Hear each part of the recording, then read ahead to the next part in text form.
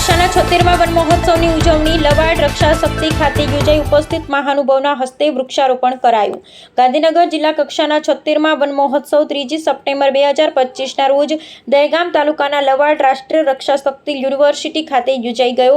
આ વન મહોત્સવ ઉજવણીના કાર્યક્રમમાં અમદાવાદ પૂર્વ મત વિસ્તારના સાંસદ હસમુખભાઈ પટેલ અને દહેગામ તાલુકાના ધારાસભ્ય બલરાજસિંહ ચૌહાણ, યુગ બોર્ડના ચેરમેન શિશુપાલસિંહ, દહેગામ તાલુકા પંચાયતના પ્રમુખ અશોકભાઈ પટેલ સહિતનાએ વૃક્ષ રથને લીલી ઝંડી આપી પ્રસ્થાન કરેલ. ત્યારે ઉપસ્થિત ગાંધીનગર જિલ્લા વિકાસ અધિકારી બીજે પટેલ, ગાંધીનગર વન વિભાગ નાયબ વન સંરક્ષક રવિરાજસિંહ રાઠોડ તથા મેહુલભાઈ દવે આઈએસ, ગાંધીનગર જિલ્લા કલેક્ટર દહેગામ તાલુકો, મામલતદાર અજીતસિંહ ચૌહાણ, તાલુકા વિકાસ અધિકારી પંકજભાઈ મહેડા તથા દહેગામ તાલુકા રેન્જ ઓફિસર ઉર્વશીબેન પટેલ અને વન વિભાગના કર્મચારીગણ તથા દહેગામ શહેર તાલુકા સંગઠનના હોદ્દેદારો વન મહોત્સવ ઉત્સવ કાર્યક્રમમાં ઉપસ્થિત રહ્યા હતા. વન મહોત્સવ કાર્યક્રમના અંતમાં રક્ષા શક્તિ યુનિવર્સિટીના વન વિસ્તારમાં બલરાજસિંહ ચૌહાણના હસ્તે એનસીસી કેડરના સ્ટુડન્ટ દ્વારા વૃક્ષારોપણ કરવામાં આવ્યું હતું.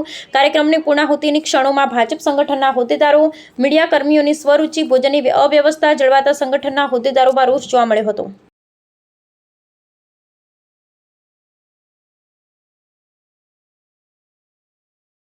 આ કાર્યક્રમમાં ગુજરાતના મુખ્ય વન અધિકારી, માન્ય કલેક્ટરશ્રી, જિલ્લા વિકાસ અધિકારીશ્રી, આ વિસ્તારના લોકપ્રિય ધારાસભ્ય શ્રીમાન બલરાજસિંહજી, સંગઠનના સૌ પદાધિકારીઓ છે ઉપસ્થિત રહ્યા.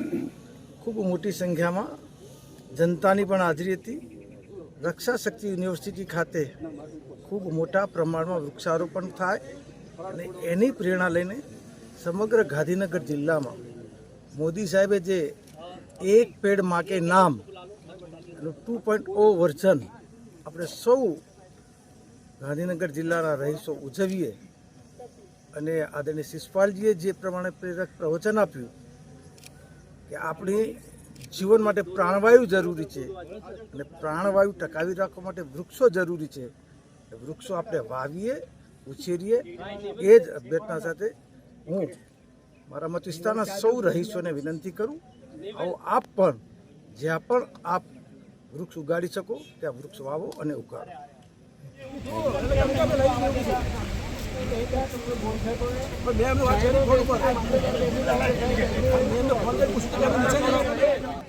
બારે પાડું બારે ઓકે.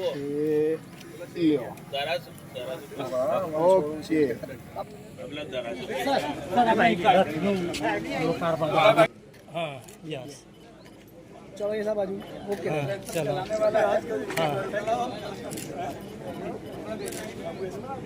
Okay done sir.